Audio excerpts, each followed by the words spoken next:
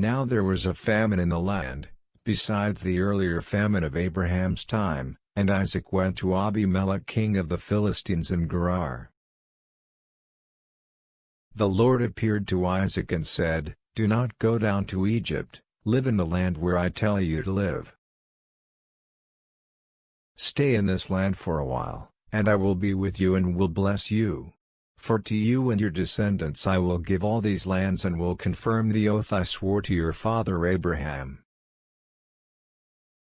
I will make your descendants as numerous as the stars in the sky and will give them all these lands, and through your offspring, or seed, all nations on earth will be blessed.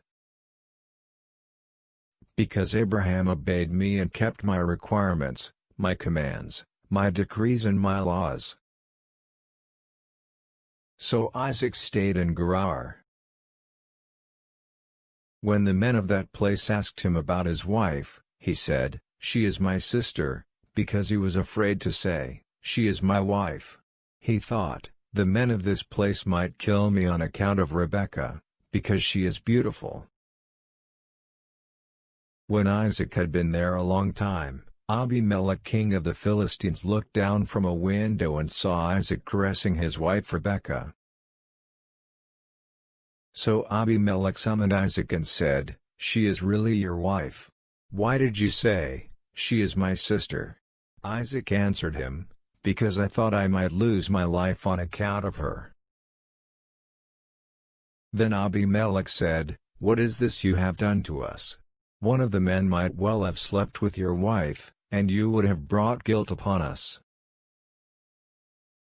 So Abimelech gave orders to all the people, "Anyone who molests this man or his wife shall surely be put to death." Isaac planted crops in that land and the same year reaped 100-fold, because the Lord blessed him. The man became rich, and his wealth continued to grow until he became very wealthy. He had so many flocks and herds and servants that the Philistines envied him. So all the wells that his father's servants had dug in the time of his father Abraham, the Philistines stopped up, filling them with earth.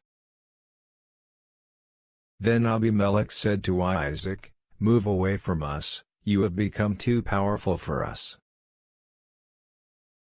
So Isaac moved away from there and encamped in the valley of Gerar and settled there. Isaac reopened the wells that had been dug in the time of his father Abraham, which the Philistines had stopped up after Abraham died, and he gave them the same names his father had given them. Isaac's servants dug in the valley and discovered a well of fresh water there. But the herdsmen of Gerar quarreled with Isaac's herdsmen and said, "The water is ours." So he named the well Esek. Esek means dispute, because they disputed with him. Then they dug another well, but they quarreled over that one also, so he named it Sitnah. Sitnah means opposition.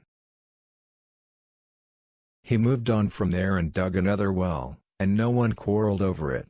He named it Rehoboth. Rehoboth means room, saying, "Now the Lord has given us room and we will flourish in the land." From there he went up to Beersheba.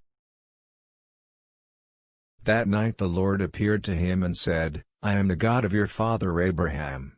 Do not be afraid, for I am with you. I will bless you and will increase the number of your descendants for the sake of my servant Abraham." Isaac built an altar there and called on the name of the Lord. There he pitched his tent, and there his servants dug a well. Meanwhile, Abimelech had come to him from Gerar, with Ahuzzath his personal advisor and Phicol the commander of his forces. Isaac asked them, "Why have you come to me, since you were hostile to me and sent me away?" They answered, "We saw clearly that the Lord was with you, so we said, 'There ought to be a sworn agreement between us and you. Let us make a treaty with you, that you will do us no harm, just as we did not molest you but always treated you well and sent you away in peace.'" and now you are blessed by the Lord." Isaac then made a feast for them, and they ate and drank. Early the next morning the men swore an oath to each other. Then Isaac sent them on their way, and they left him in peace. That day Isaac's servants came and told him about the well they had dug. They said, "We've found water." He called it Sheba. Sheba can mean oath or 7, and to this day the name of the town has been Beersheba. Beersheba can mean well of the oath or well of 7. When Esau was 40 years old, he married Judith daughter of Beeri the Hittite, and also Basemath daughter of Elon the Hittite. They were a source of grief to Isaac and Rebekah,